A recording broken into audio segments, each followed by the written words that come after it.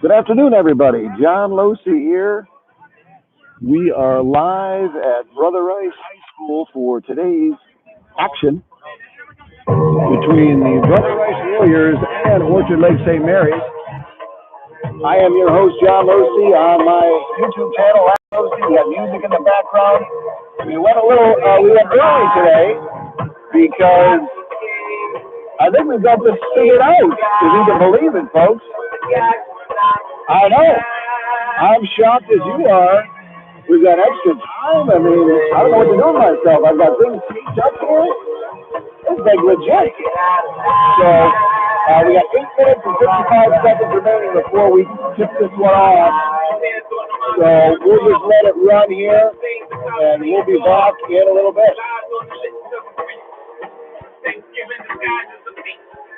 Rolling in the road, only the doctor got some high from police. Cocaine feet, all white like I got the whole thing bleached. Love dealer teach. I'm wondering if the love spread free. It's quiet, cause all love quiet. Not with these acts too quiet, y'all see it. Off later. I'm still falling, I know you're here, my sneak. Wants to talk in the shoes, baby. Overflow the holy, go get the hell about the seat. Preach. The things right. My king. The king to a guy. The guy to a non-believer. We don't believe it.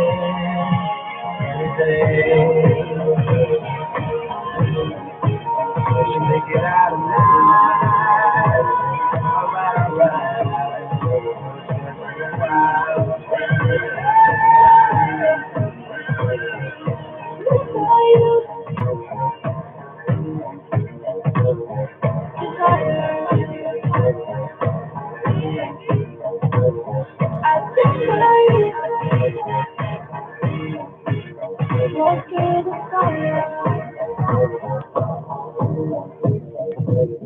You're right. It's not the case.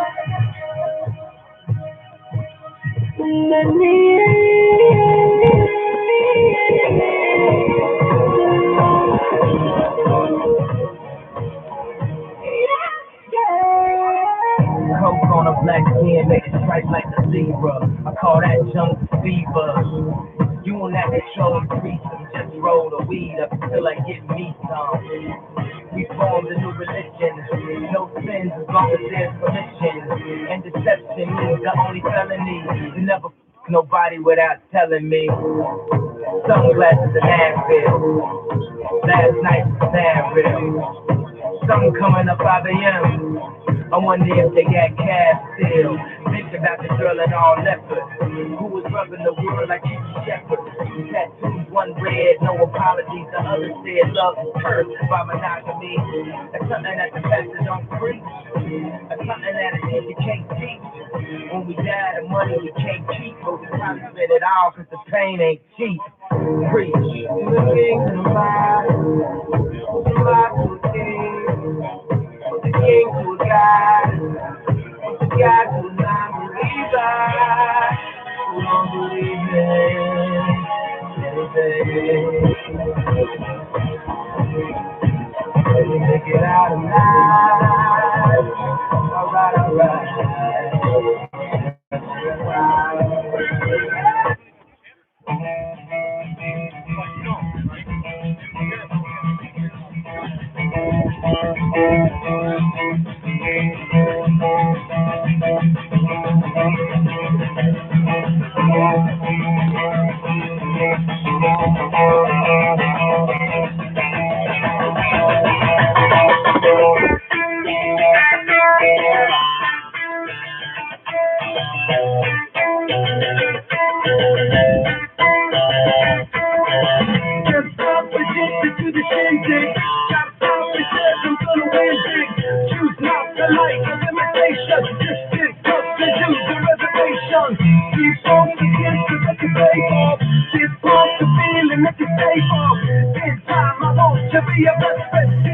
Love is living on the west end. Knocked off before you better go. wrong to. Don't die in love, but you just don't do. Go right, your messages on the pavement. Go back, go on, do what the wavemen. White teeth are screaming in the Congo. Go out for the story and touch. Go back strong with this thing and the world I love is here. That's got to be part of the way you can stop. Ever wonder if it's all for you? The world I love trains our heart to be part of the way you can stop. Come and tell me when it's time to. Sweetheart is bleeding in the smoke zone. So smart she's leading me to ozone. Music to break communication. Use these sticks to make it in the nature. I'll get you into penetration. Third gender of a generation. Locked up of every other nation. Just go wait to go to meditation. This chapter's gonna be a close one. Close rings, I know you're gonna blow one. All on a spaceship persevering. Use my hands for everything with theory. Can't stop the spirits when they need you. Not stop the happy when they need you. Chase up the flyers and the treetops. But that's learn the meaning in the people. The world I love to see is not just to be part of the waves that stop. Ever wonder if it's all for you? The world I love the change I have to be part of the waves that stop. Come and tell me when it's time to. Wait a minute, I'm busting out with all loose, just like you. Far more shocking than anything I ever knew. How about you? Ten more reasons why I need somebody new, just like you. Far more shocking than anything I ever knew. Why don't you?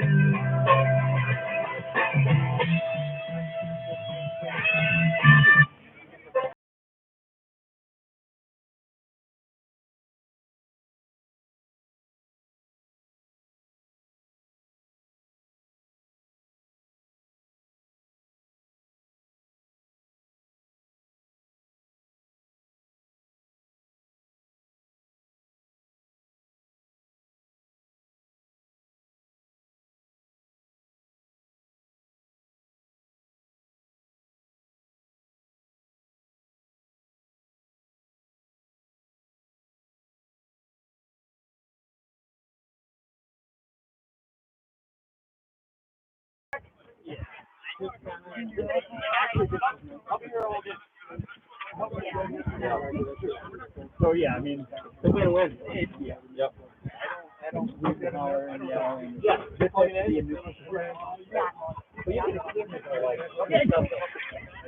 yeah, there's block here.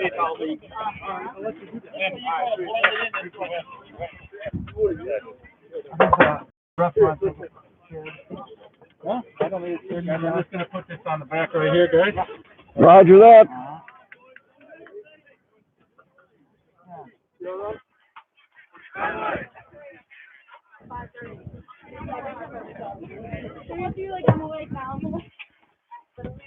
Good evening and welcome to Brother Rice High School for this interscholastic contest between the Eaglets of Our Lady Orchard Lake St. Mary High School and the Warriors of Brother Rice.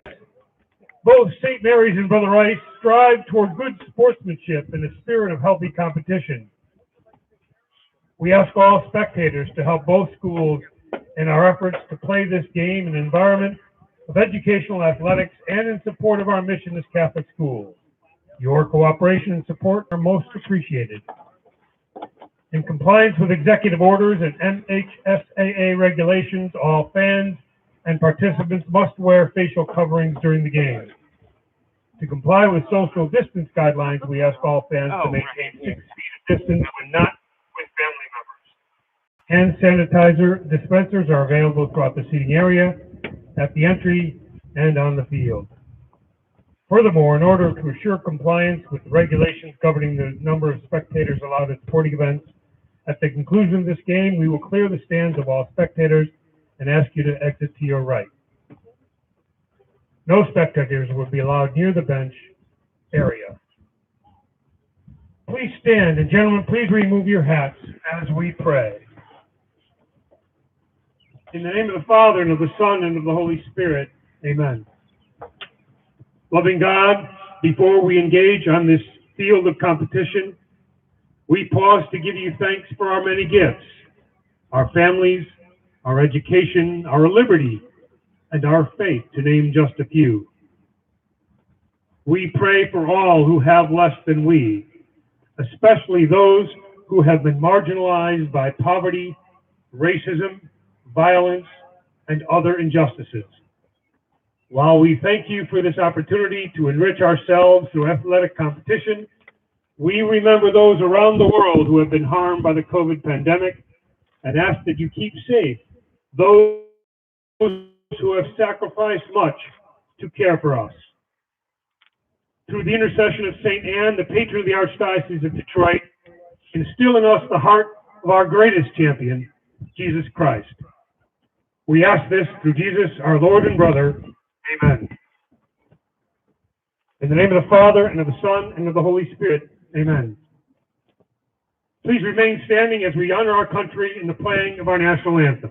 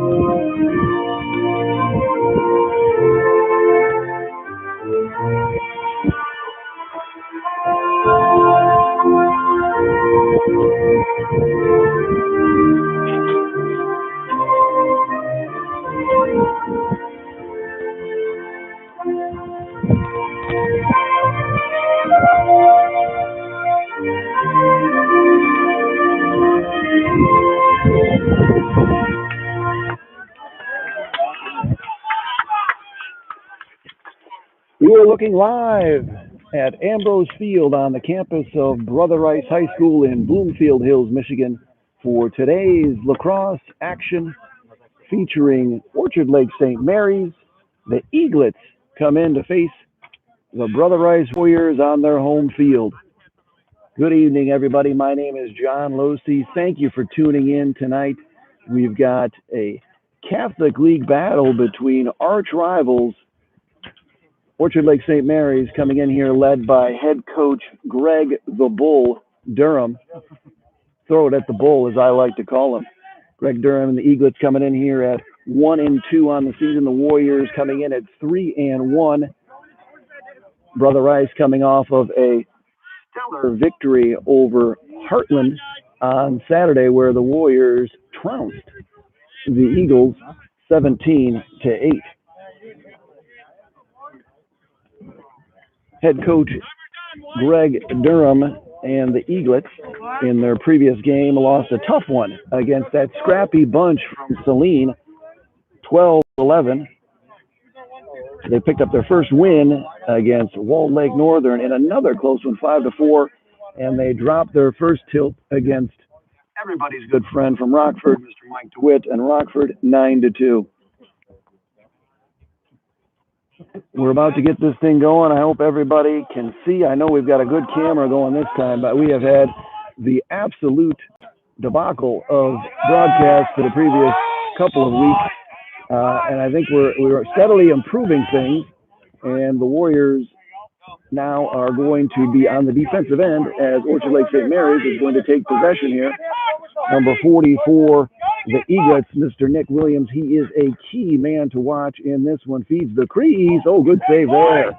Feet on the inside there. Ben Pusak Mitty, he's a freshman, getting a start at Ambrose Field. We're going to have our first penalty. White 38, delay 30. White 38. Ben Ack is going to pick up the penalty early on here, and the Eaglets are going to get their first opportunity here to get on the scoreboard. And that's one thing Greg Durham had said to me a couple of times. We've got to get out early. We've got to get a lead because the Warriors' firepower is something that scares the hearts and minds of everyone. Lock up your daughter, lock up your wife, lock up your back door, and run for your life. Feeds the crease inside. Oh, good look there by Nick Williams. Nick Williams be playing his football career next season as he is a talented lacrosse player and a talented football player, but he has chosen that. Here's a shot there. It goes right out of the gate.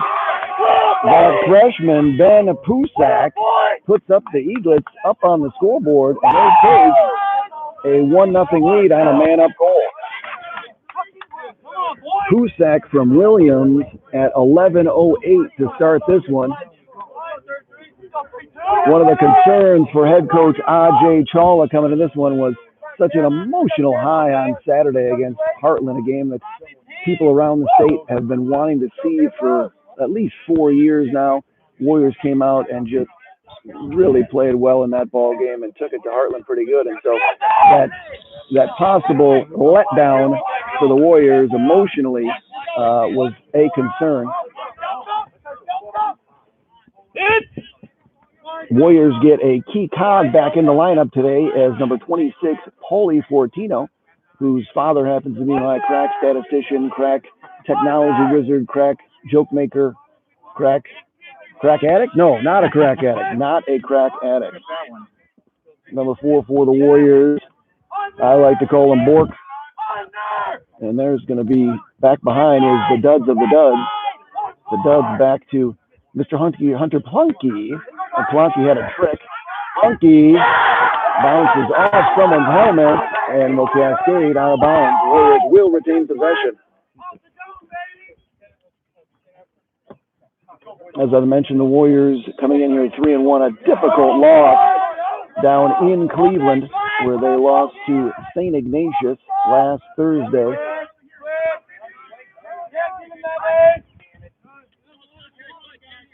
Back behind Josh Slackman, 32. There's that man, Paulie Fortino, I just mentioned. He's going to fire a tough angle that will cascade over into the shot put and the hammer throw pit here on the campus of Brother Rice.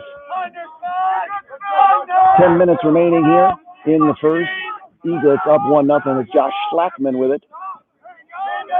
Good defense by Orchard Lake St. Mary's as the Warriors are off to a slow start here. Tip pass, long pass over to Plonky.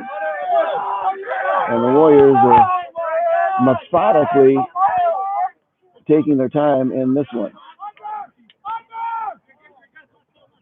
Plonky with a number 40, as I mentioned, played very well on Saturday.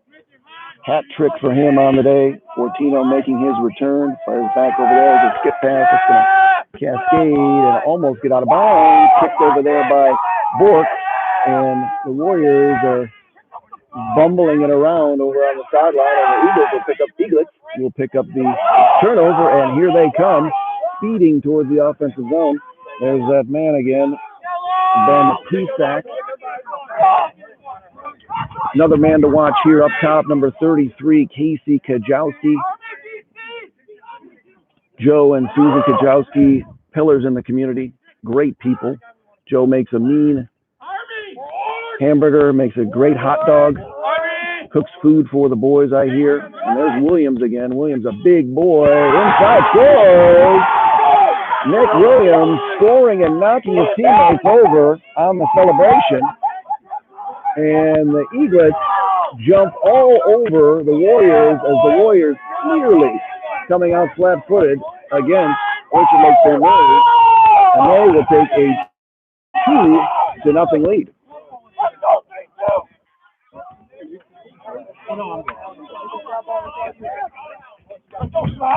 Back at the X for the Warriors, number 28, Tommy Campo, is battling against The white ball there, number 32 for them is Nick Levasseur. Nick Levasseur with it. Head coach Ajay Chawla chirping. I'm not sure where Nick Williams is attending school to play football next year. I will have my crack staff work on that. There's a shot there. Good save as Bork fires it low and away, but a good save by the netminder for Orchard Lake St. Mary's, Mr. Michael Boba Fett. And Boba Fett is going to turn it over. Order 66 in effect for Boba Fett. Failure to possess as Hunter Plonky with it. As I mentioned, Plonky had a hat trick on Saturday against the Heartland Eagles. Hey, look at this, back-to-back. It's a bird watching festival for the Warriors as they go Eagles to Eaglets. Ornithological, I believe, is what they call the study of birds. That is going to be a pass that fires into Marion's parking lot as Fortino, a little dusty, I might call it Dusty Baker, very good player for the Dodgers and also manager for the Giants, as Schultz will find Fortino again. A good turnover there by Nate Schultz. See there, Plonky. And the Warriors, we're going to get offensive zone. Number 33 out there, Sam Klein. Push there, but no call. Number 14 for the Eaglets is Jack Bungart. We have a crease violation by the Warriors, and they will turn it over once again.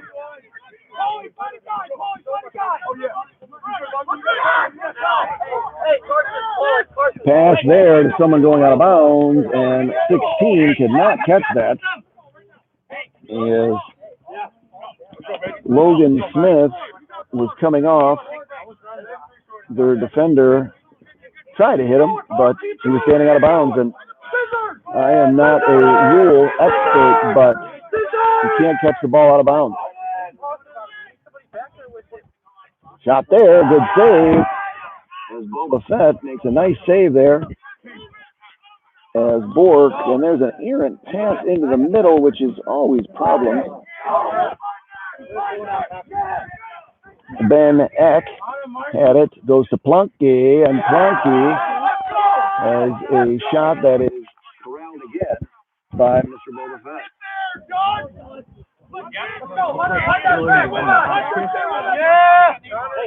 Williams is attending where?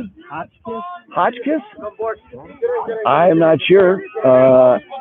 Hotchkiss of the Hopscotch, Casey Kajowski bringing some heat. Connecticut. Kajowski, known collectively as Cujo. Cujo, a fascinating movie and book by Stephen King about a rabid dog that terrorizes a family in Massachusetts. It's a high riser over there. I didn't see the high riser there, Mr. 14. We should have our crack. Well, I think we're doing pretty darn good, I got to tell you. If he's got it, he thought he's got it, 74. That's John Ambrose. John Ambrose attended Our Lady of Sorrows, and he was just as big as he is now in 8th grade. Never got to play football. We could have used him as head coach Kerry Miller and the Saints his 8th grade year. 26, Paulie Fortino will be attending Penn, not next year, but the following year, as he is a junior. Penn Quakers. Good friend of mine, Mr. Mark Carroll, starred out there as a midi. Terrorized people. Shot there! Yep, it's outside. It's outside. Outside the net. Looks like, is there a hole in the net? Because it doesn't look good, but that will not score as we gave Fortino a goal too soon. John Ambrose muscling his way in there.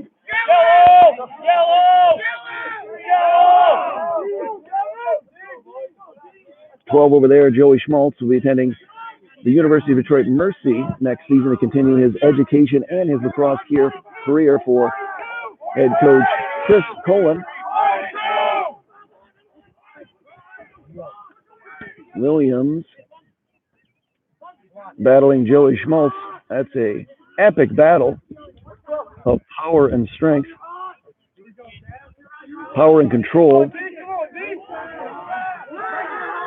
Up top to Johnny Ambrose. Back up top. Feed across. Out of crease feeds here by the Eaglets. Good speed there on the break. Fortino goes backwards. Studs goes high and fires high and wide. So the Warriors are scoreless through the first 3 minutes. I'm sorry, with 3 minutes remaining here in the first, the Warriors are scoreless. There is going to be some interesting discussions held by Coach Chawla at some point. Fires! Nick Levasseur. It's French. Fires high and wide.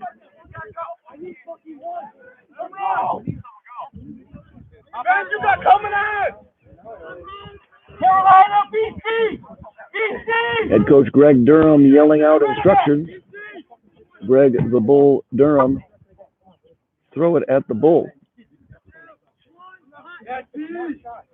Intensity level here out on the field favors the Eaglets so far in this one, as they should, as they lead the top ranked and high-powered Warriors 2-0. Gavin Cochran with it there. Ball back behind. He will lose it, and an unforced turnover by the Eaglets. Turns it back over. 2 minutes remaining here in the first. Warriors are still with a goose egg on the scoreboard. And if you had to draw up a scenario that Coach Durham would want to see, this is pretty much it. 1:45 remaining here in the first. Warriors down 2-0.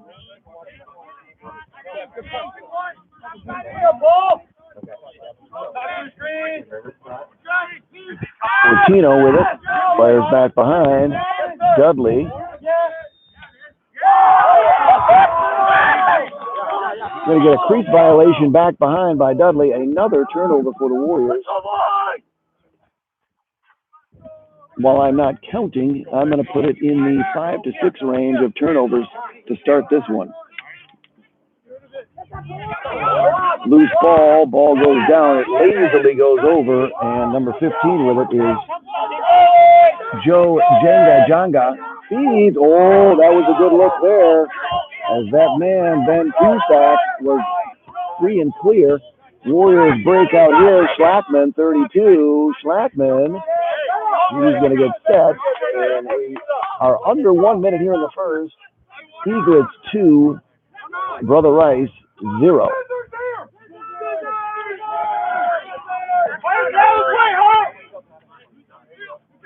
Schlackman will get, the Warriors will not go scoreless in the first, as sophomore Josh Schlackman finds the back of the net.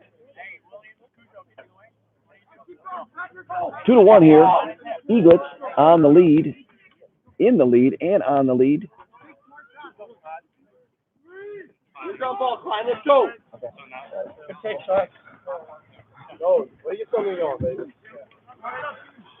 This game originally scheduled for Wednesday, as all Catholic League games this season moved from Tuesday to Wednesday. But as with the schedule across the state of Michigan due to COVID testing and spring break and all kinds of things, this game was moved to Tuesday. Tommy Campo wins the faceoff and will get a touch. Nice job by Tommy Campo for the Warriors. And we've got 18 remaining. The Warriors will look to get one as we've got 15 left in the quarter. Wheeling, Klein scores! We got a flag on the play. We're going to get a call here as Sam Klein breaks through the defense and beats our man, Michael Fett.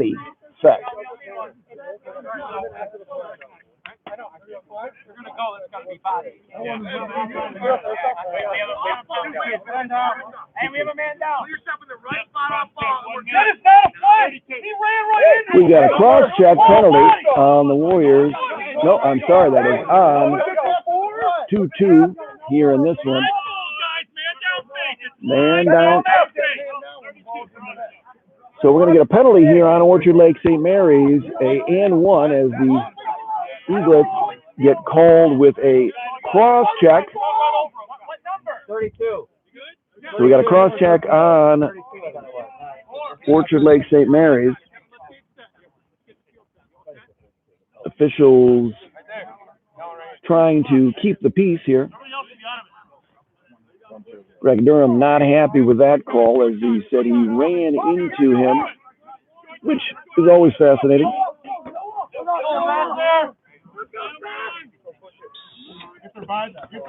So this one will tick down. Important for the Warriors to get this possession if they can, and they hold and they get it. And so they will so a little bit of excitement here for the Warriors as they score the goal, tie it up, and then pick up the penalty and win the faceoff. And so the Warriors now will start the quarter with the ball and a 53-second man up. As I mentioned, Orchard Lake St. Mary's lost to Rockford to start their season, 9-2. Walled Lake Western, 5-4 victory, and then a tough one to that bunch up in Saline, 12-11. They'll be back in 2 days from now as they will face Huron Valley. Then they hit Dakota, back in the Catholic League against University of Detroit Jesuit. Warriors, on the other hand, will travel to Indiana on Friday, where they will battle the Cathedral Irish and head coach Andy Hans Gruber and the tough bunch playing out of Nakatomi Plaza. Stats in the first half: shots on goal, the Warriors 9 and the Eaglets 6. But on the scoreboard, we are all tied at deuces. Warrior staff led by head coach Ajay Chawla, assistant coach Mark Hamilton, Paul Cosgrove, and Nick Grippa. I've yet to see Grippa this season. I know he was battling some health issues, and so I have not seen him. So shout out to Nick Grippa if he is listening and watching from the confines of his home. Connor, we need a touch, okay? Go drop. So the Warriors will start this quarter man up, 53 seconds remaining, as Nick Lavasseur, it's French, picked up a cross-check penalty. Dudley, number 9, behind.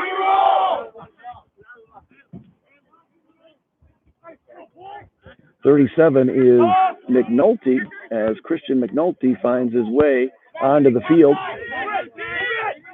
Bork with it, number 4. 26 seconds remaining on the penalty. 32, Josh Slackman, who's got 1 on the day, to Fortino. No, not too far. Bork with it. Bork is a transfer from Wisconsin. Here's Dudley. Dudley going before he catches. On the board. I always love the players in the box that ask about the penalty when the penalty is up on the scoreboard, and we are all even. Warriors with no shots on that man-up opportunity. He fires. That's going to be a hard post.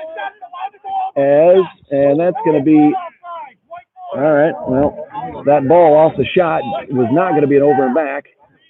So the Warriors catch a little bit of a break, as they'll pick it back up here. Work with it. Working on number 8 for the Eaglets, Kyning. Down goes Bork, and we're going to have another turnover for the Warriors. We can start keeping track of those turnovers. That is number 1 of the quarter. Shots on goal, I mentioned 9-6. Warriors now with 10 shots. Hey, one! Blackman gets back on defense, offensive midi, and gets back running very hard. 2-2 at the 10-minute mark here. Warriors tied 2-2 with the Eaglets of Orchard Lake St. Mary's. Ball down, could have lost it in the sun. That sun is always tricky here at Ambrose Field as it starts to come down. Good move on the inside, nothing there. Warriors locking down defensively here, and that'll be a turnover, caused turnover by the Warriors. Evan DeVito, number 19, feeding into the offensive zone, and we'll find Bobby Rayome as Bobby Rayome gets a touch. Evan DeVito has played outstanding in the first 2 games of the season, 3 games. Warriors also took down De La Salle 16-1, but in 2 games against 2 all-state performers, one for St. Ignatius, and then also against Bo Lockwood on Saturday of Heartland. Ortino with it. Going to get a turnover. Ball down. And it's going to be scooped up by Klein. Oh, good save there. That doing a nice job here. That was one thing that head coach Greg Durham said. He said, I got a goalie, and he's pretty darn good.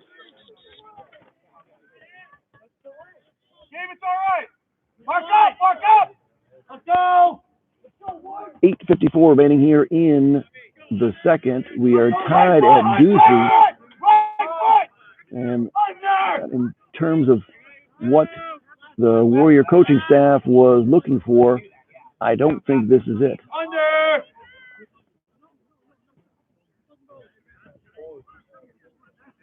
Good crowd on hand tonight. Taking a look and just perusing the crowd, I'd say 217 is going to be my guess in terms of their paid attendance right now.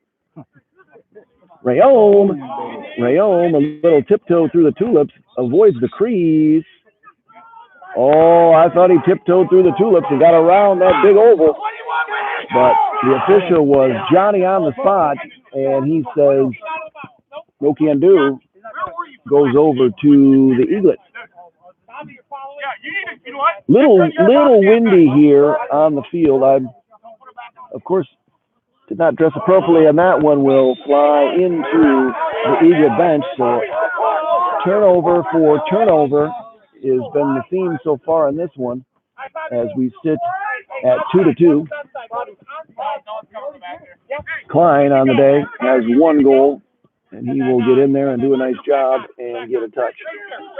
McNulty is wheeling. McNulty, and there's the first goal in his high school career on the varsity level is Christian McNulty. Shot out to Stephen McNulty. That's got to be a great moment for that proud pop out there, Coach McNulty. Coached a lot of these boys, and historically, the majority of the Brother Rice players coming through here have seen some sort of activity from Mr. Stephen McNulty in the Michigan Warrior program. Coach Lou as well. Can't forget to mention Coach Lou. Win there by Tommy Campo, and he will lose it. So that's going to be a loose ball push, and we got ping pong. The ping pong going back and forth, and the Warriors will get another turnover there as Tommy Campo won it, which was great, but then couldn't do anything with it. Warriors were stellar against Heartland defensively, locking down that high-powered offense. Be low, all alone. Somebody's ball watching there. DeVito's going to get a hold. It's going to be a hold on DeVito, so we're going to stay here with possession for the Eaglets with 7:12 remaining. Warriors take their first lead of the game, 3-2. Anybody who took the over/under of 17, you got to be kicking yourself right now. And as KGB said, bad judgment. McNulty is going back to back. Sees Plunky. Turns away. It was a look away and did not score. Plunky is still going to keep it, hold it, and fire back up top to Schlackman. Over to Bork.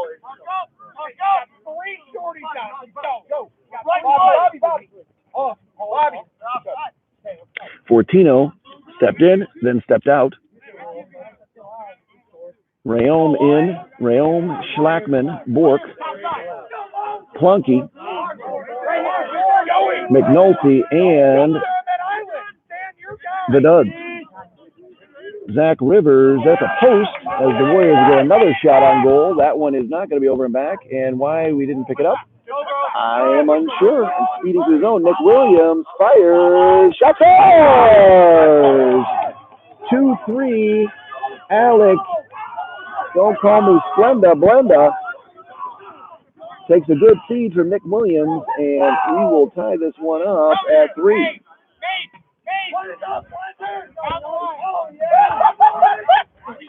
So Orchard Lake St. Mary's gaining confidence with every possession, have tied up the Warriors at 3.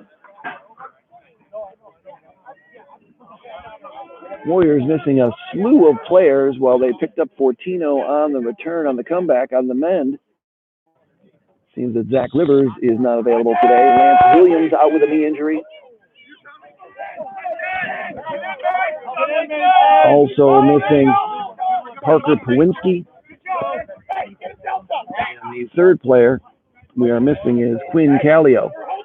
So the Warriors had 4 players out on Saturday, 4 players out today. Someday, I hope that they will be healthy together. As long as it's by June, I don't think anyone will matter. There's Schlackman. Whoa, Schlackman, another post. That's the third post now for the Warriors. And they're going to get it as head coach, assistant coach Mark Hamilton comments. They're going to get it. Right here, Carson Moynihan stepping onto the field, number 16 for the Warriors.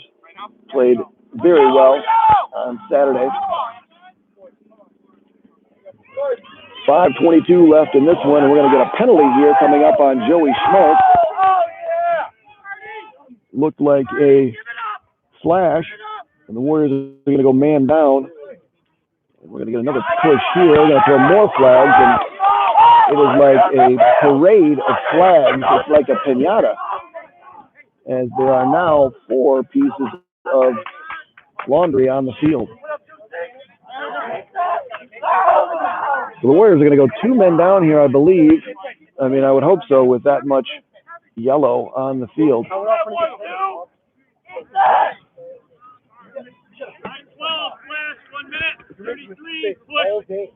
We get a slash on Fortino, or Joey Schmaltz. Check that. And number 23, Jackson Manelli, will get the loose ball push with possession. So the Eaglets with a chance to regain the lead here at the 5:06 mark left in the half. Look here for a Kajowski shot if I was a betting man. Shot there. Oh, good save there. Nate Randall. Nice save there. Shot on goal by the man who had the last goal, Mr. Blenda. Blenda.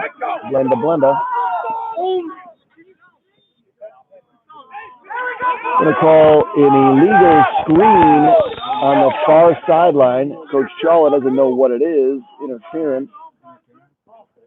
33 release. The Warriors are not. We're going to get a flag on the play. I'm not quite sure why he's throwing his flag. Lots of confusion, cats and dogs. He's pointing. One of my favorite lines in the movie A Man with Two Brains is a pointy bird. And that's what the official was doing there. A pointy bird, a pointy pointy.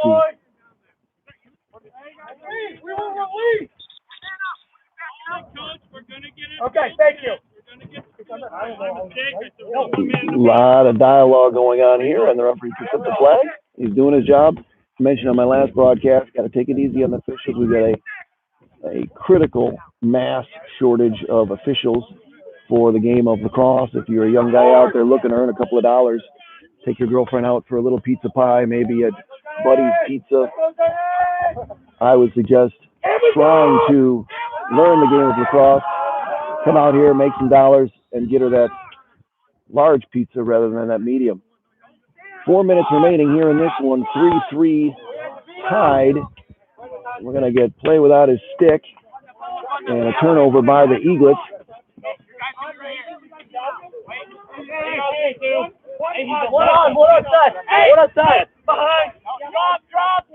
Brother Rice with the ball and will get a touch as Klein does his job at the D-midi position. He's a very versatile player, that Klein. Can play midi, can also play some offense. He's got a lot of game as a sophomore, and we expect big things on the horizon for Mr. Klein. Get in. Now go in. Now get in, Gabe. Schlackman, another sophomore, has one on the day today over to Bork. Bork, they transfer from the Cheese State, Wisconsin. Milwaukee, great town. If you ever get a chance to go up there, there's Doug. Doug's working on Jack Bungart. I think they call him Bungie. We've got a lot of yelling going on, which is fine. He's a lefty. Really doing a number on my broadcast with the violent yelling. 2:39 remaining here in the half. That's Klein looking to go. Klein takes a punch. Back up to Schlackman. Schlackman with it. Schlackman takes a hit there by Williams. Williams shot there. And Schlackman, one more step to greatness, and that one goes wide. 2:21 remaining here in the half. Warriors locked in a battle with the Eaglets of Orchard Lake St. Mary's.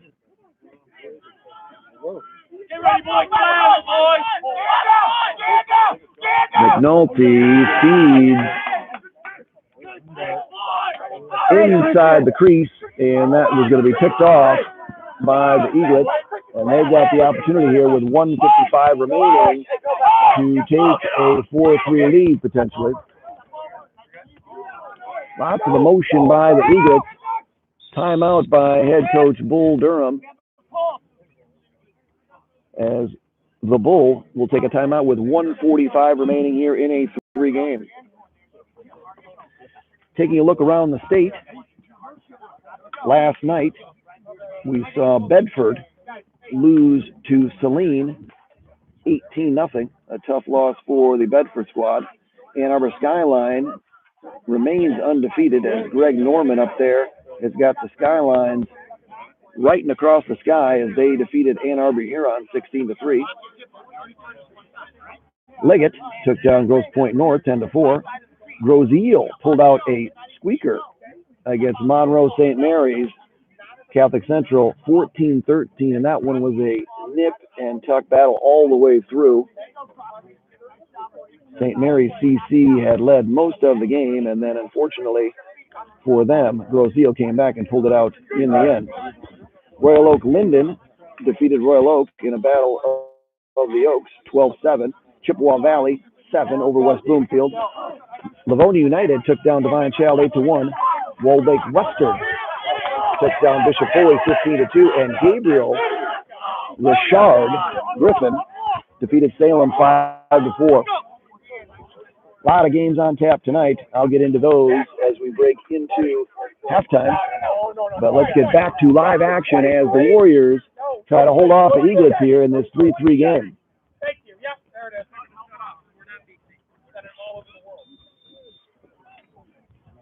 Greg Norham out of the timeout, looking to run a set play here. Nick Williams, that man with it up top. Casey Kajowski, they're locking off Kajowski. You can see Williams just goes. And that is that. Hello, Nick Williams. That was just a one-on-one individual move by the big young senior who will be playing football next season somewhere in Connecticut. Hotchkiss.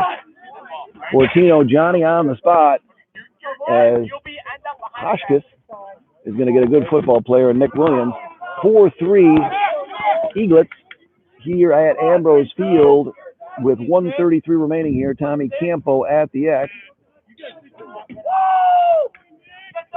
And ball down there as Schultz is going to pick it up. Schultz spinning back over to Cochran. Cochran to the goalie, Nate. Great handle. Feeds the middle is Ben Eck. Eck will speed it into the offensive zone. Get a touch. 113. Eck goes back behind. Back up top here. McNulty with it again. McNulty taking a hit as McNulty is going to get it off to Fortino. 1 minute remaining. 1 minute remaining in this one.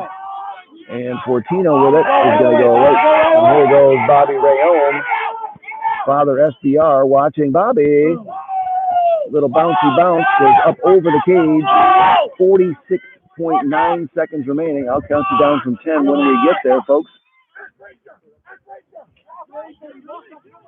Dudds does not score. And another good save there by Michael Fett, the sophomore goaltender. 35 seconds remaining. And look for the Eaglets to really just kind of salt this one away. If they can go in halftime 4-3, I think head coach Bill Durham might give $2,000 for this sort of an opportunity. And Durham says, heck, 16 seconds, I'm not salting anything away. As he calls a timeout with 16.4 remaining and a 4-3 lead. He's going to run another set play here and try to get another one. Warriors down 4-3 here, and frustration's got to be setting in on the Warrior sideline, I would assume. Yours truly is frustrated. As I mentioned, next up for the Warriors, they will travel down to face Cathedral. And then after that one, they will come back and battle Catholic Central. That'll be here on Ambrose Field next Wednesday. So, human nature, you can see them looking past Orchard Lake St. Mary's potentially. I think that's what you're seeing. Maybe there's complacency. And, looking forward to the defending state champ in Indiana Cathedral, and then also the arch rival Catholic Central coming up next week. So this was really,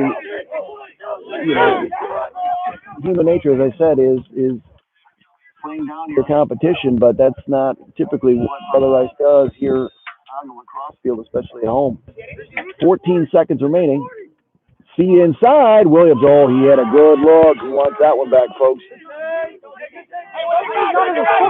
Nick Williams. The Warriors did not have enough players on the field coming out of the timeout. And there, look at this. Williams with two good looks. And that was not the way for the Warriors to end that half as they forced themselves man down. And they are down on the scoreboard 4-3.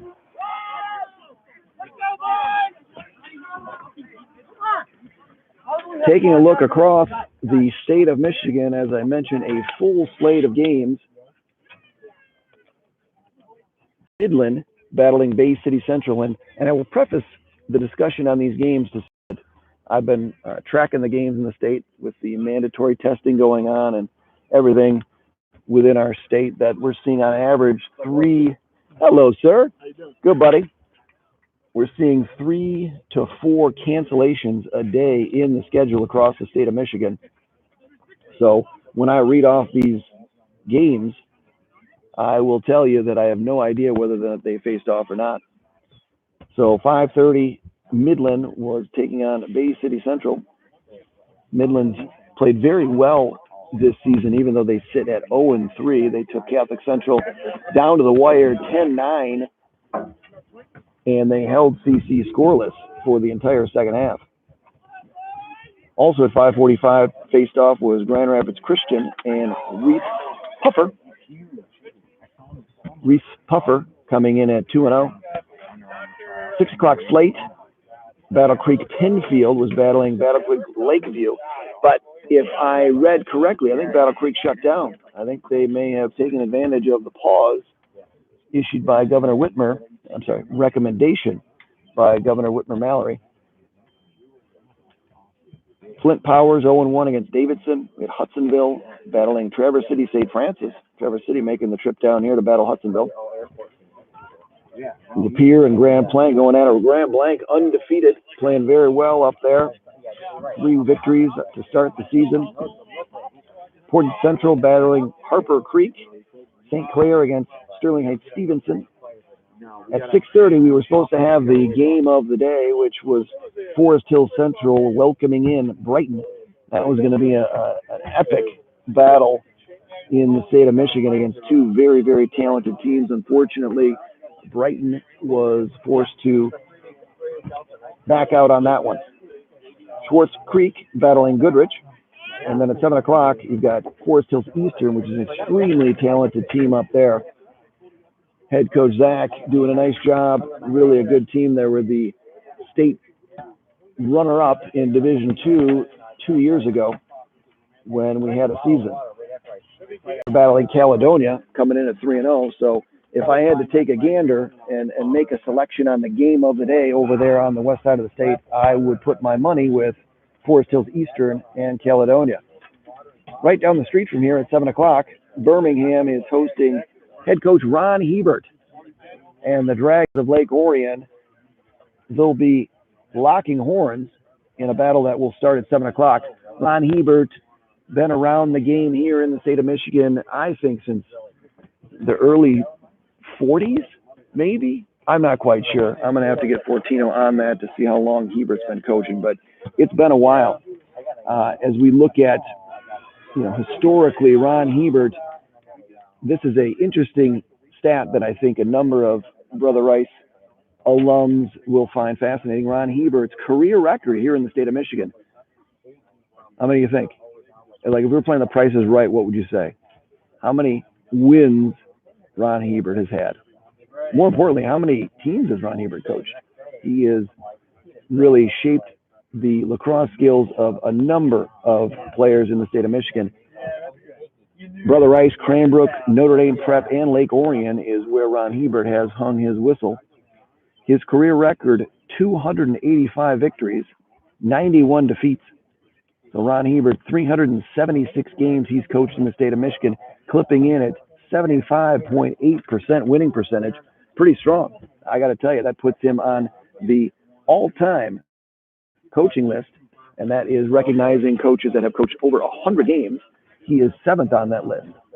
7th on this list. Back to the slate of games. I mentioned Birmingham and Lake Orion. We've also got Byron Center battling Zeeland West. That'll be their first opportunity to play this season. Another pretty big tilt. Catholic Central, trying to bounce back after that scoreless second half against Midland, will host Cranbrook, led by new coach J.D. Hess.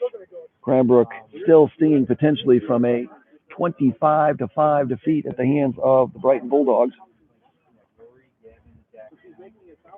Also this evening, the University of Detroit Jesuit Cubs will host De La Salle in a Catholic League matchup. Farmington will host Troy Athens. Grand Ledge and East Kentwood battle. Grand Rapids Catholic Central will bring in Grand Haven. Granville in West Ottawa. Lowell, Grand Rapids South Christian. Dakota will bring in Lance Cruz. Matawan will travel to Portage Northern. And our good friend Mike Toe will host Bloomfield Hills on his home field today. Head coach Mike Triglia doing a great job over there for Rochester Adams. Romeo's going to bring in Lance Cruz North. known as LCN. Royal Oak trying to bounce back after that game loss last night. We'll bring in Avondale. Spring Lake, a trendy pick early in the season to make some noise. We'll bring in Holland Christian. Ford will bring in Cass-Tech. And Cass-Tech leading the state in the number of games played. That's a great job down there by Cass-Tech. As they come into 3-2, they'll be trying to get in their 6th game here in this short time period so far this season. And then to round out the full slate of games here in the state of Michigan, Warren Cousino will bring in Port Huron. Those two clubs getting to see their first action. So that's awesome for the boys to be able to get out there and play. As I've started the majority of my broadcast by saying it's just great to see these kids out here. It's been a long time coming to get these kids back on the field, and we're happy that they're there. The Brother Rice faithful not too happy with the performance in the first half here. So hopefully head coach Ajay Chawla, assistant coach Paul Cosgrove, and Mark Hamilton will get the Warriors fired up for the second half.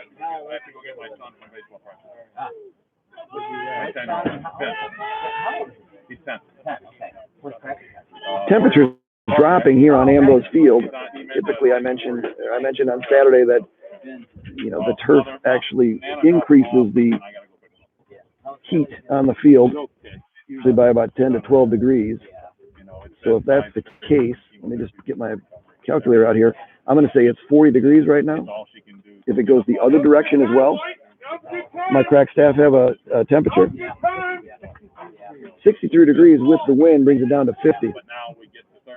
And I did not dress appropriately. That work function of life gets into the broadcasting and lacrosse. As most of you know, I broadcast for the University of Detroit Mercy Titans. In their games, I am known as the voice of the Titans, which I enjoy doing, a healthy hobby. As I've told many people, they're hosting Marist this weekend should be a great battle.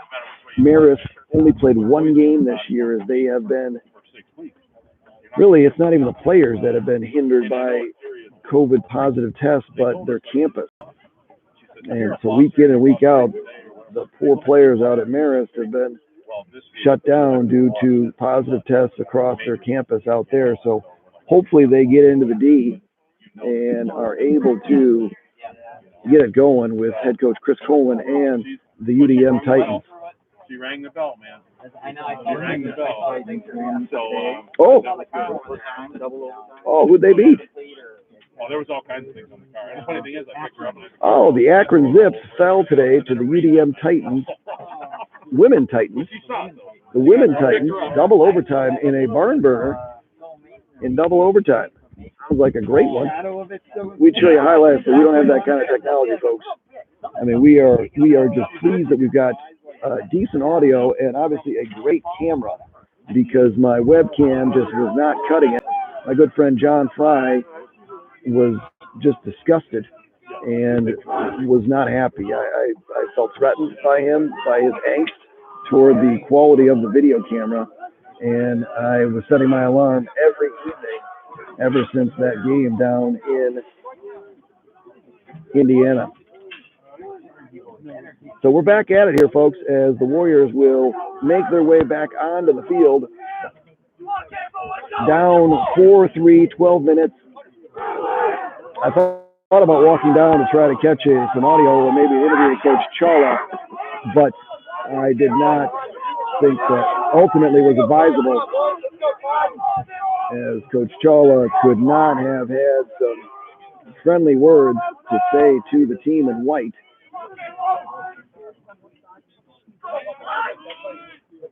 So we'll get back at it here, as Campo did a nice job at the X.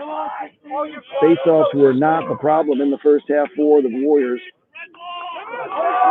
We get some sort of an odd call there by the official on Tommy Campo, and the Eaglets will get their first possession. Whoa!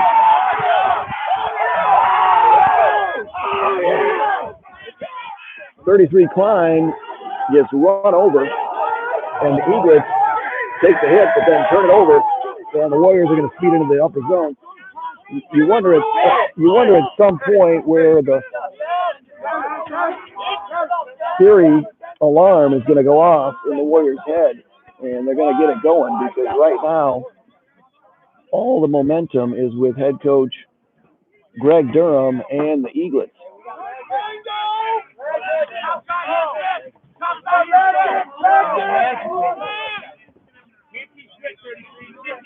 Head coach Greg Durham up as Fortino goes to Hunter Plunky. Plunky taking a little poking by Williams. Plunky's going solo as that's a lot of carrying of the lacrosse ball. Bork now with a pole. And Bork hands it to Joe Janda. So Joe Janda with the turnover, and the Warriors now go back in the defensive zone, and the Eaglets look to add to their 4-3 lead.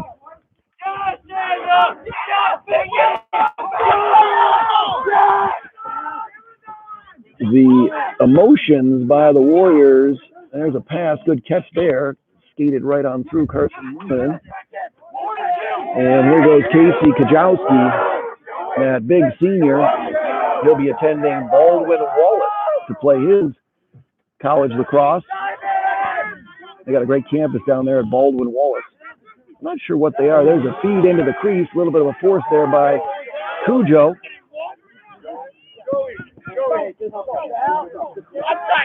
You know, I was a big fan of Cujo. I thought it was well done. Fast break here by the Warriors. Van Ack with it. Van Ack sounds like a show on Nickelodeon. I was thinking about that over the weekend as I took in Big Time Rush with my daughter. We did a Big Time Rush marathon, and I was looking at the roster. Fortino with it. Fortino goes back behind an X. Dudley, Plunky goes top shelf. Plunky goes top shelf, and the Warriors strike first here in the second half. So Plunky goes Plunko over the top of Mr. Fett. So Warriors tie this one up 4-4. Baldwin Wallace is in the same league as John Carroll. John Carroll down there. We'll be doing our senior spotlight. Our alumni spotlight at the end of the third quarter. And it is a player to be named later, but I'll just tell you that he attends John Carroll and plays lacrosse. Dudley feeds in the crease. Unadvisable pass there by Dudley. And another turnover for the Warriors. 8:55 remaining here, and the Eaglets looking to take that lead again. Speed into the offensive zone. And there's a turnover. Oh, that is a late and a bad penalty in my mind. It looked fairly clean from over here. We're going to get a push with possession. As Evan DeVito will come to the box and feel shame for the push in the box. Push in the back, and now he's in the box.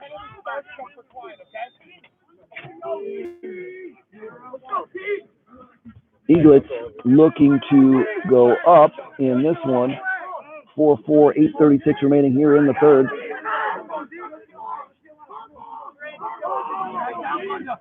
Track down. One more. Up top to Casey Kajowski, backside there. There's a good move, number 6 with it. Kevin Rice with it, number 6. Kajowski gets it off, and then we're going to get a back check there. Warriors again late on the release. Johnny Ambrose with it. Johnny is a big body. He's going to look to muscle. Oh, good move. Ambrose could not score there. Johnny Ambrose fires it in. We got 4 Warriors looking to check in here. I think that would be too many.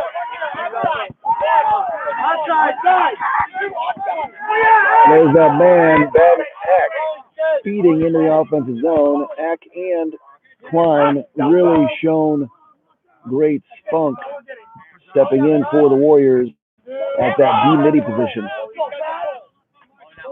Paulie Fortino, 2-6 up top.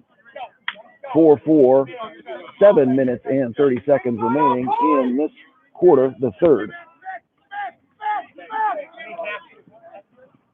Feed, good catch, but too high. Oh, we're gonna get a penalty here from this far side of the field.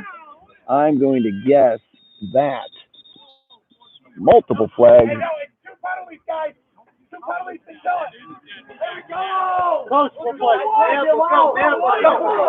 got 2 flags on the field. Let's go. Score some, man. Let's go. 74 red, coach. 74 red. You're in home. Bench penalty. We're going to get a bench penalty on cross check. Got a bench penalty on red. 74 is going to serve it. That's going to be 30 seconds. 74 is going to get a penalty, and head coach Greg Durham is, I'm going to say, not having pleasantries with the official. Greg Durham gets the bench penalty. And we got a slash as well on Mr. Jack Bungart. And the Warriors are going to go up here, 2 men.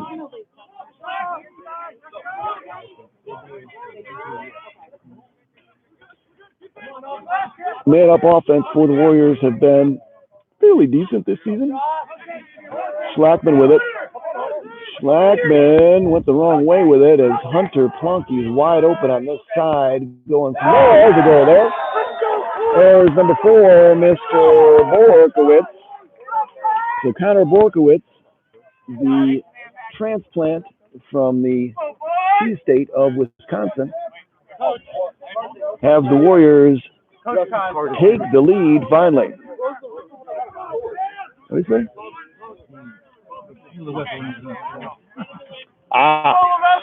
Players now, we're on a new vantage point for our broadcast. I've never been down here really on the field on a table as if there was a buffet being served in a couple of hours. And so the players have more access, and I'd rather them play than converse with yours truly. Back at the X, Tommy Campo for the Warriors. Number 32, I believe, for Orchard Lake St. Mary's, which is Nick Levasseur. It's French. And Levasseur is feeding into the offensive zone. Fires. That will be just wide. Levasseur, anytime a Fogo is looking to score solo, you got to sit up in your seat. So the Eaglets, 6:20 remaining here, looking to tie this one up as we sit here at 5-4. If anyone's got an Afghan, I would gladly take one. There's big Nick Williams. Nick Williams back behind. Little back check there by Evan DeVito. Evan DeVito got a little piece of him and forced a high shot on the backside by the Eaglets.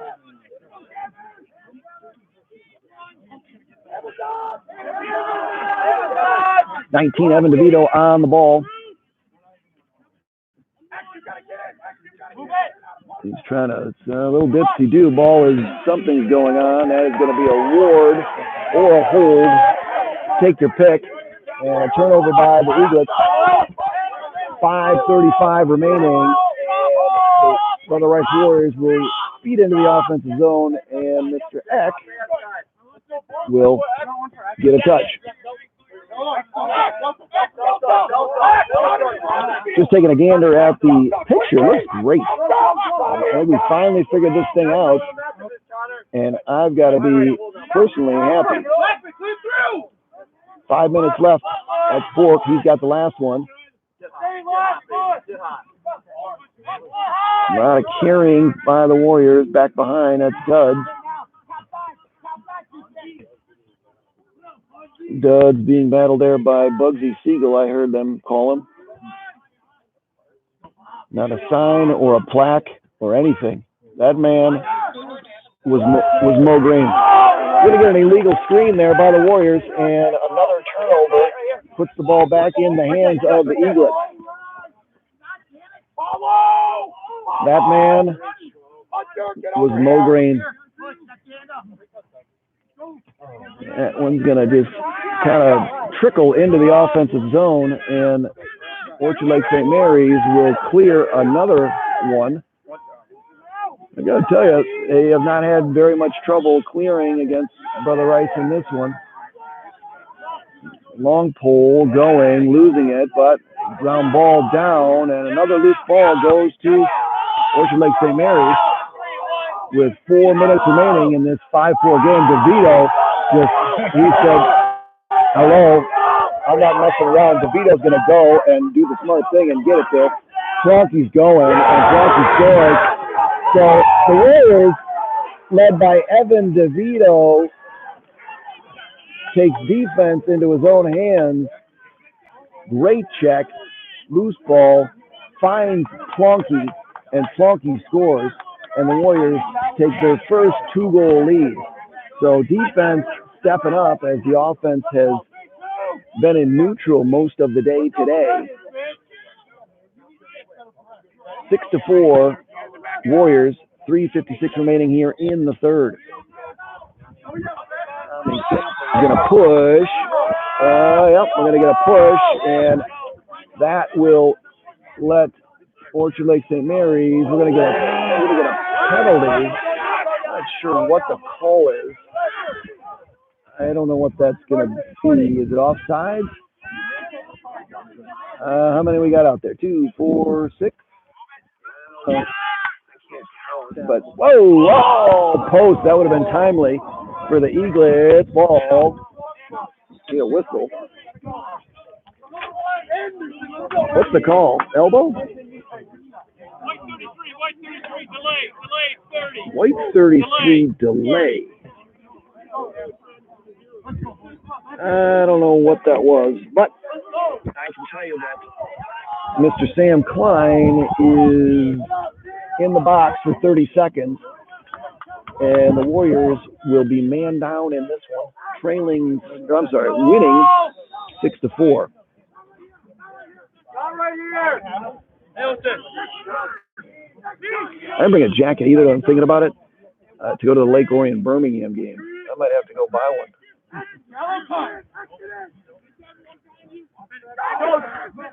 Feed. Oh, Williams a little behind him. Tough feet in the crease there. Tommy Coons in goal for the Warriors. Number 1.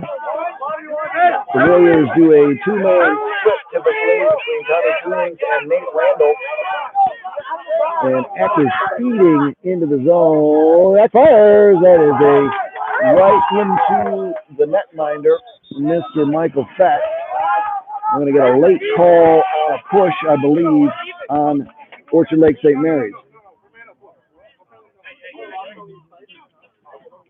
We got a 1 minute. There's a 1 minute penalty. 1 minute. We get an unnecessary roughness call on Nick Williams. Nick Williams will go into the box for 1 minute, and Brother Rice will go on the man up.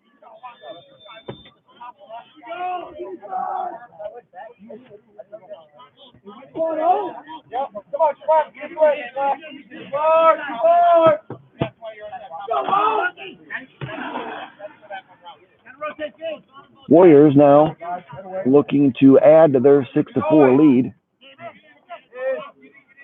2:21 remaining here in the third. Fortino with it, feeds, does, score. There they go, and the Warriors get some offensive firepower going there as they jump up on Orchard Lake St. Mary's 6-7-4.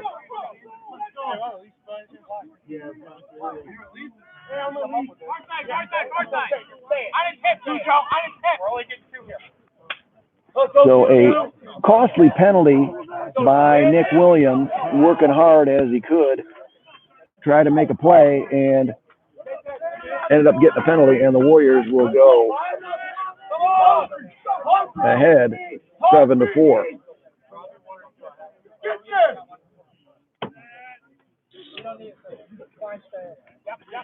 Ball pops loose. Campo gets it over to Plunky, which is exactly what you want to do. 7-4 Warriors, 2 minutes remaining here in the third, 2 minutes remaining.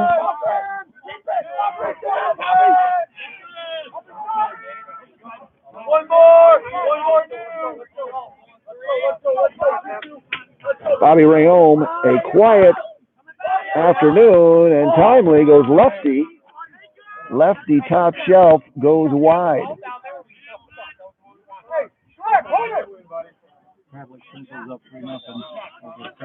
CC up 3-0 out in the palatial confines of the Elm. Schlackman looking to get free. Takes the check, and we'll get it back behind now. Back behind on, we got Duds. Duds up top to Plunky. Plunky working on a shorty. Plunky does not get through. 1 minute remaining here, coming up pretty quick in 5 seconds. It'll be 1 minute left in the third quarter. Hunter going again. Fires Hunter Plunky. And now Plunky is getting it going a little bit here as he puts the lead up to 8-4.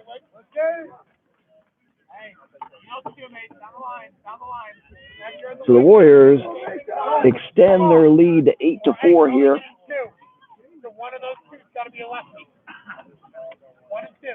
With 57.7 seconds remaining in the third.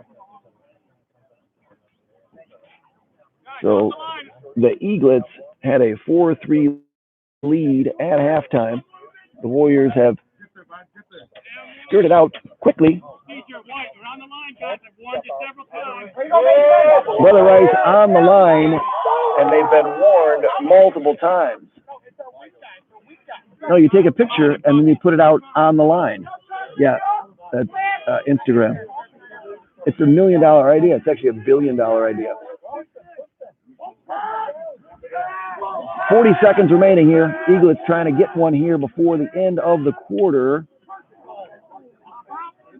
Back behind there is Ben Pusak. Then we got a penalty now as Mr. Gavin Corcoran will come into the box. I'm guessing a push with possession.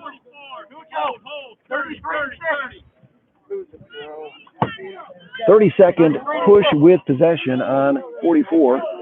That is not George Gervin. It is Gavin Cochran.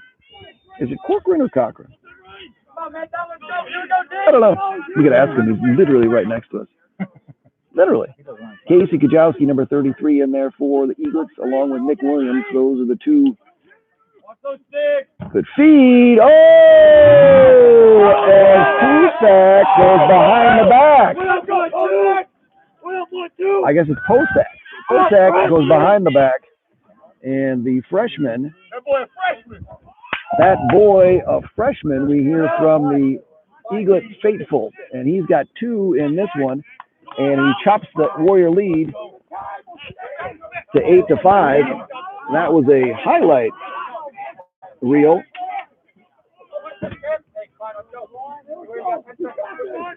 And Posak, not Pusak, it is not French. Tommy Campo with the win, 7-6.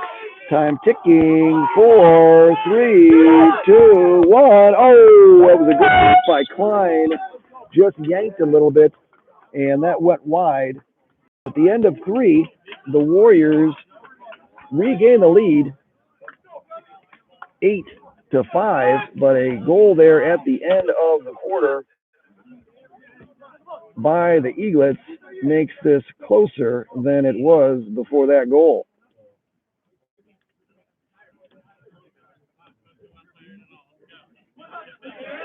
So as I mentioned, What we like to do here between the third and fourth quarters is spotlight a alumni of Brother Rice Lacrosse, and this year we'll be spotlighting Mr. Cullen Zarek, CZ, as he's known as, 2018 graduate of the Warriors. He's at his third season at John Carroll University, studying integrated marketing communications with a minor in leadership. He was always a leader here on lacrosse field. Midfielder on the #1 scoring offense in the country, folks. That's right, PZ.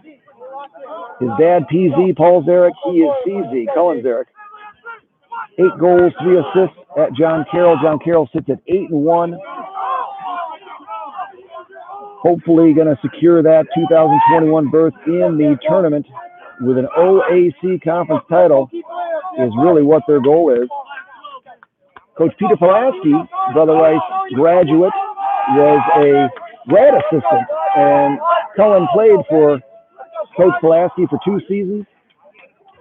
Cullen sits at a strikingly 6'3", 195. I feel like I'm calling a boxing match here. Let's get ready to rumble. He's going to intern this summer, and he's the son of a good friend of mine, Mr. Paul Zarek, class of 1988, and Susan Zarek. She was a graduate of Marion right next door. That's in 1990. So let's get back at it here at the X. Campo, ball down. It's a 50-50. That's going to be won by Kevin Rice with a nice ground ball. His dad is an assistant coach. That's going to be a push as he fell down. They still got the ball, a little delayed penalty. Oh, that's going to hit the post. It's 2 posts. Ball up in the air as Klein working on Kajowski. So the Warriors are going to go man down. Eaglets with an opportunity to chop that lead. That sits at 8-5. –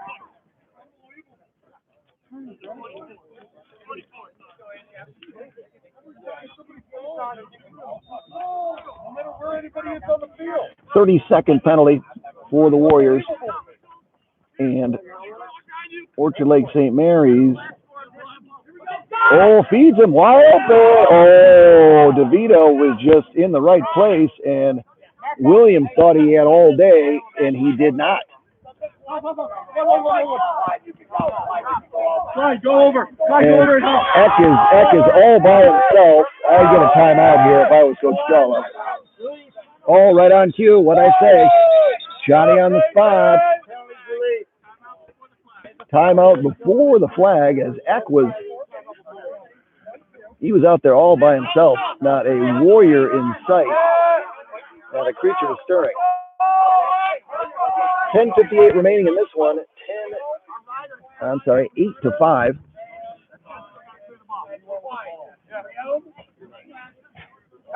If we go back and take a look at really the coaching historically in the state of Michigan, it's very interesting. If you look at the 2 head coaches here battling on the sidelines, coached many times.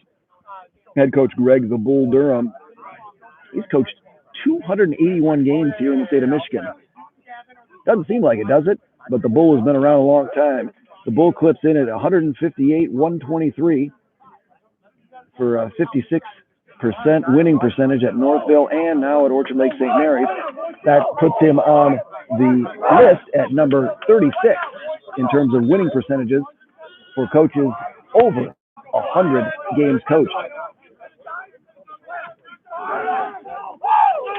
Leading the way in the number of games coached. That is an interesting question, folks. Let's just take a quick peek here as I peruse my numbers. I was told there'd be no math. Yeah. Mr. Hebert, Mr. Ron Hebert is going to win it right now at 376, and he's adding to that actually as we speak, as they should be playing right now down the street, Birmingham and the Dragons of Lake Orion. And that's going to skip past Plunky. How many guys? A lot of Eaglets out there. Eaglets got too many guys on the field. How many guys? Let's see. Let's see here. What? Hold on. 1, 2, 3, 4, 5, 6, 7, 8, 9. He's got 9. Now he's got 10. There were 10. There were 10. They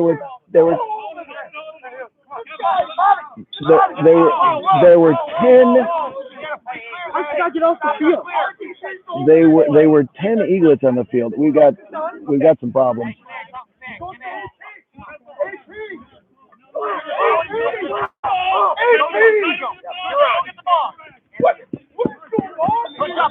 Coach Chawla is not happy with the officiating, and I tend to agree with him because they had like 11 guys in the field. There's right to the head, and he goes down, and now we're going to get a flag as Christian McNulty is taking a thrashing on the inside. They're only going to get a push for 30 seconds, and McNulty took a thorough thrashing as if this was Fight Club. But as Tyler Durden said, the first rule of Fight Club is don't talk about Fight Club.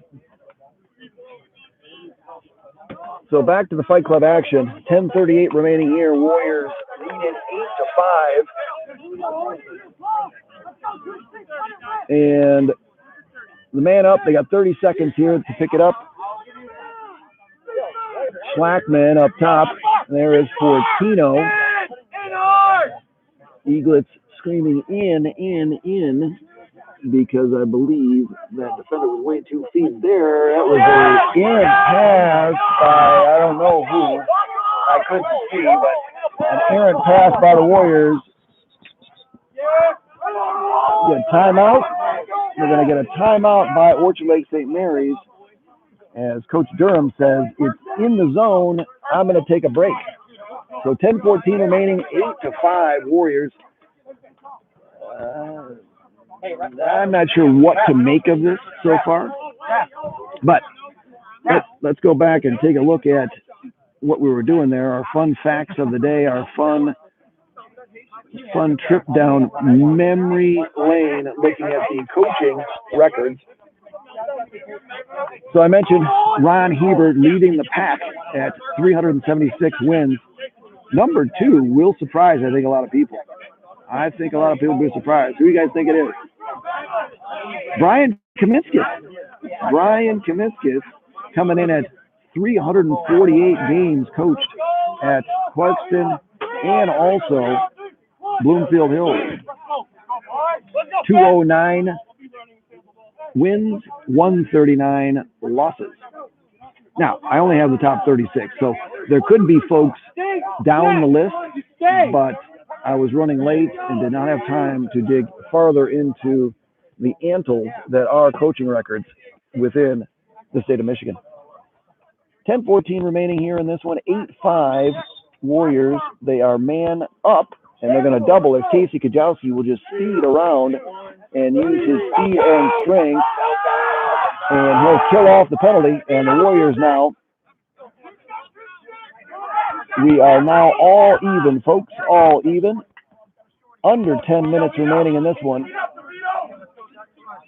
A parka Afghan would be great. Casey Kajowski looking to go. Kajowski goes back behind. There's that freshman again. Freshman, he tried to bounce him off the back.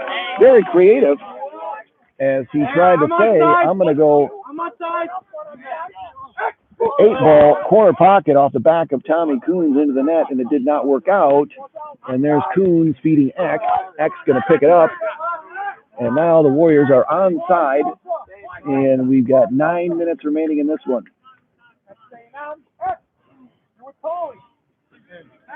9 minutes remaining in this one, folks. Warriors up 8-5 in a interesting game. I guess you could call it that. I'm not sure what I'm going to call it, but Fortino looking to go. Feeds, does. There they go. So they find some room on the inside, and the duds of the duds, the Dudmeister, as the players like to refer to him, finds a hole and finds the back of the net to push the Warrior lead to 4 at 9-5.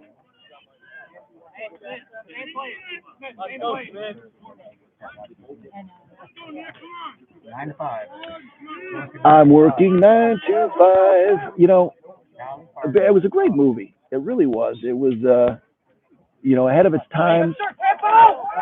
Campo with it. Campo goes down. Dolly Parton. Who's in that? No, not Liza Minnelli. My crack staff is firing random old actresses at me. Hi! And so Mr. Klein, using that speed, finding room, finding space, Sam I Am, finds the back of the net, and the Warriors go up 10-5. Lily Tomlin, yep, and Jane Fonda, Dolly Parton. Yeah, Dabney Coleman. He was my favorite. He was funny. I like Dabney Coleman. He made me laugh. Great movie. Great movie. A lot of classic movies out there. Spend a lot of time when I'm evaluating lacrosse, scouting. I'll pop in an old movie as I'm breaking down film and statistics. That's going to be a loose ball push on the Eaglets. Oh, White was holding. That was interesting. It was too soon. Ball down, ball up. As number 32 for Orchard Lake St. Mary's, Nick Levasseur finds Williams. Nick Williams.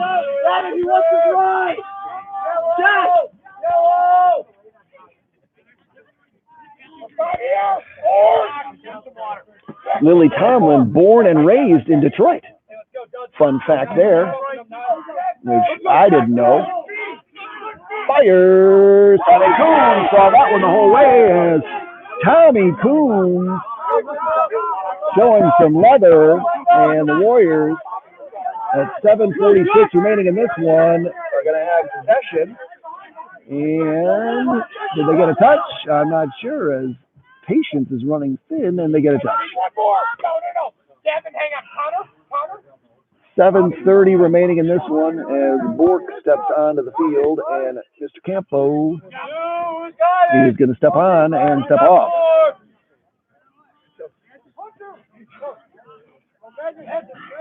The Warriors 10-5 leading this one with 7:13 remaining as they continue to plod along.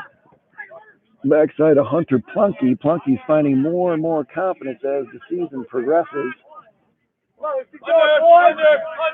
Dudley with it. He's a crafty one. The Dudley lineage here at Brother Rice. Fires high. Good defense there by the Warriors as Schlockman tries to go high to high. Dudley goes down, and man, I'm not sure what that was. Dudley giving his body for the love of the game.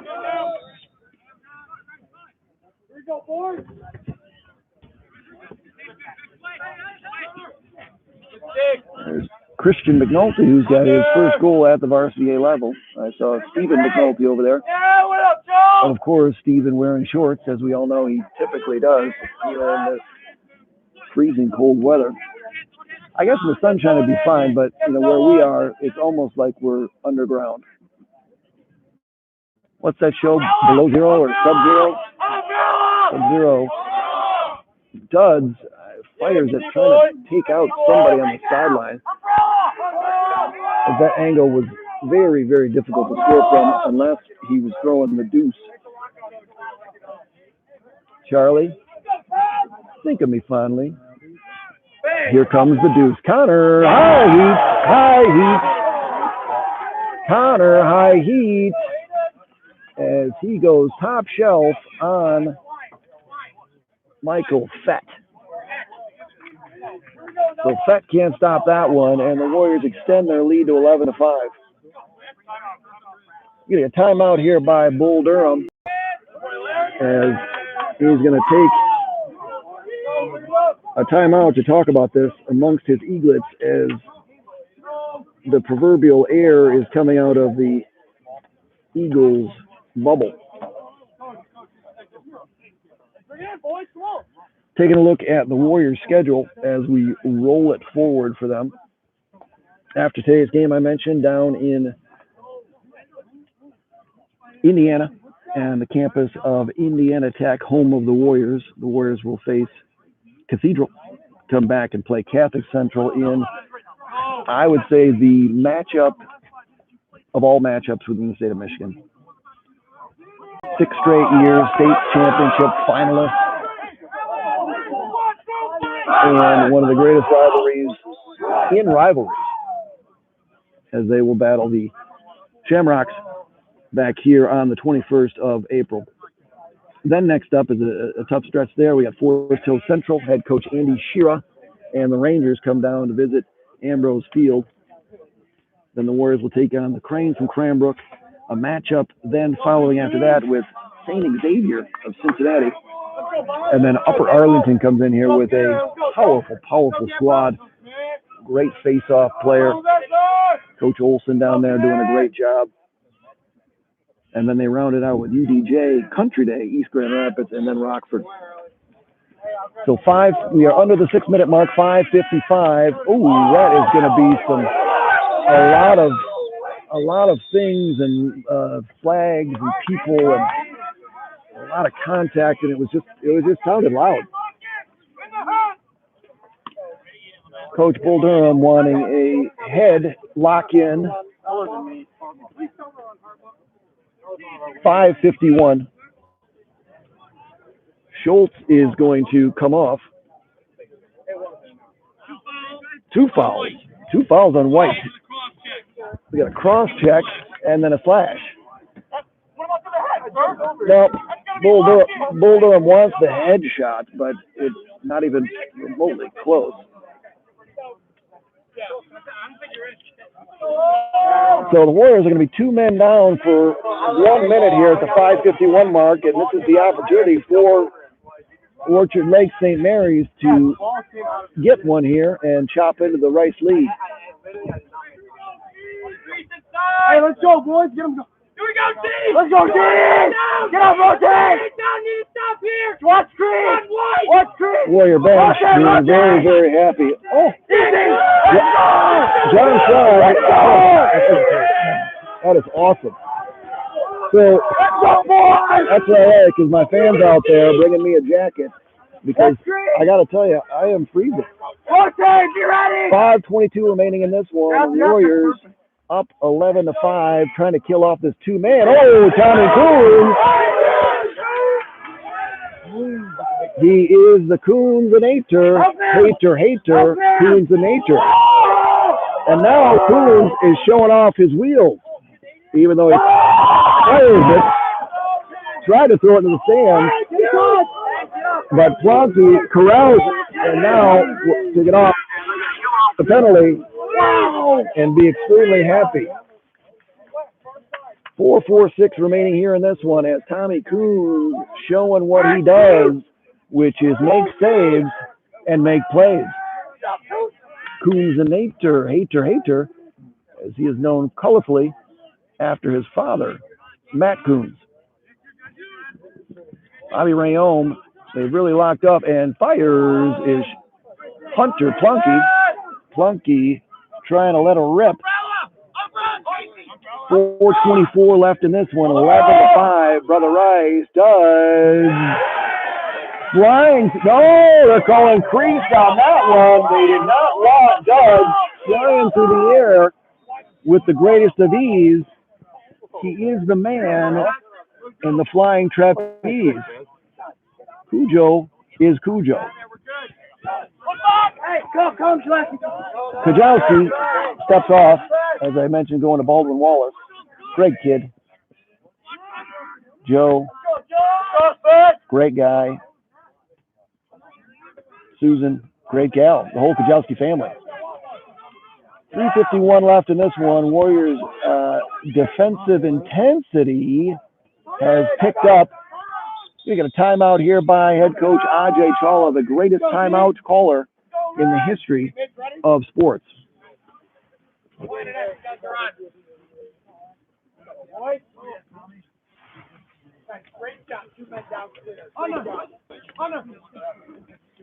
As we take a look at some of the preseason rankings, we'll just jump right into the current rankings in the Upper Midwest. And this is a ranking system. I talked about this on the broadcast on Saturday. You know, a lot of publications take a look at the Midwest, and you know, same thing with political candidates. They just kind of fly over, these are the flyover states. But for lacrosse, it's important as we keep trying to grow the game. I learned today that another program in the state of Michigan had to drop their JV program because the lack of numbers. And you look at what COVID has done. These boys lost the season last year, and this year has been so sporadic with testing. And it's a shame to see so many, you know, really a sport that had grown so much up until the pandemic, and now you got kids that will never come back, because lacrosse really is a game that you have to play it first, right? It's not just something that you don't really grow up playing it. You know, you basketball, football, baseball, those are easy sports. You kind of got to go through a little bit of a transition period to get used to lacrosse. We lost that in the state of Michigan, and we lost a lot of kids that would have probably stuck with it that have quit. So if you're out there listening, keep playing the game. 3:41 remaining here in this one, and Brother Rice gathering Cochran on the ball there against number 23 there, Alex Blenda. He's got one. Blenda finds right inside. You can see the intensity of the Warriors have picked up slowly but surely. And Schultz fires long range over to, I believe that's Klein, as Klein will get a touch as the sun goes down. When the lights go down in the city. Oh, we're going to get a flag flying through the air with the greatest of ease. Two of them. I'm not sure what that is. We're going to get an offside. Too many men. Offside? How many? Where's my crack staff? How many? Steve McNulty. 2, 4, 6, 7. Yep, that's too many. Too many. 30 seconds offside.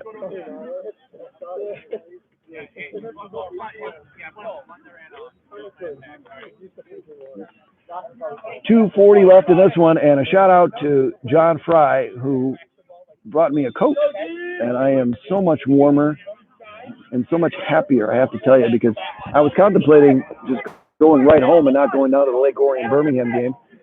And the Lake Orion game was going to be, obviously, we'll go down and see Coach Hebert, but also Chris Druin, who is officiating the game this evening. Chris Druin, president of the Michigan chapter for U.S. Lacrosse. Big fan of his and what he has done for the game as well.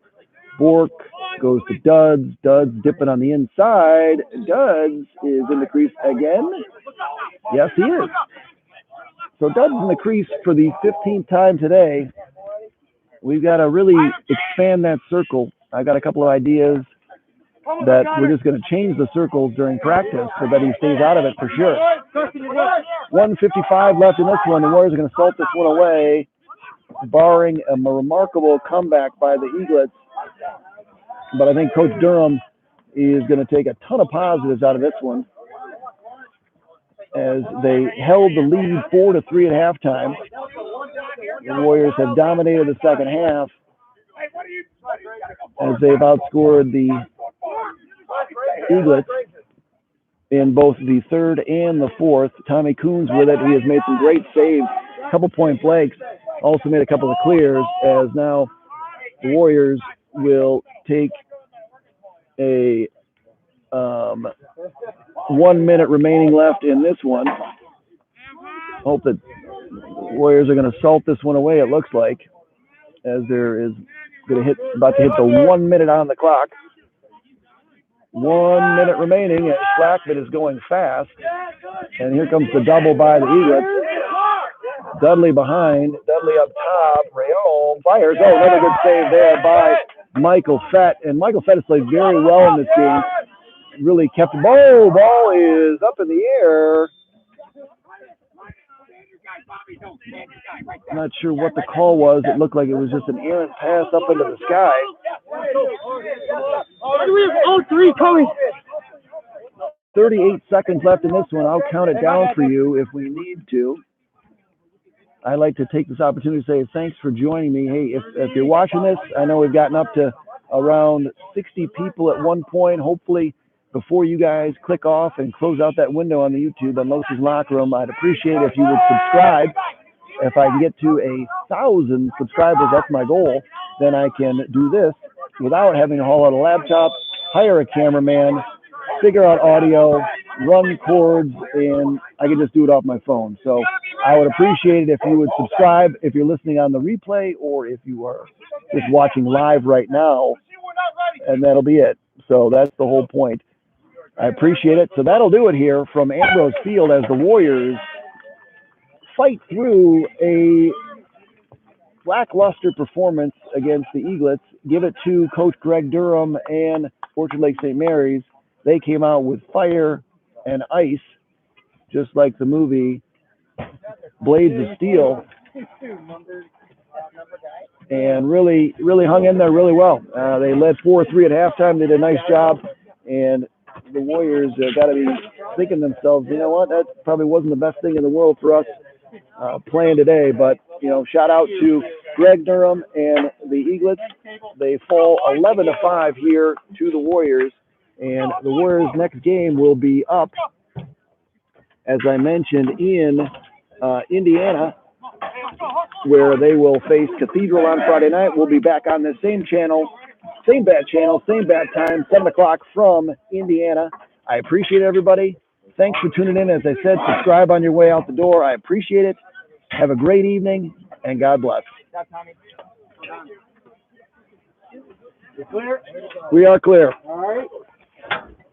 I don't even know if these things are working. You know, I guess we could pause.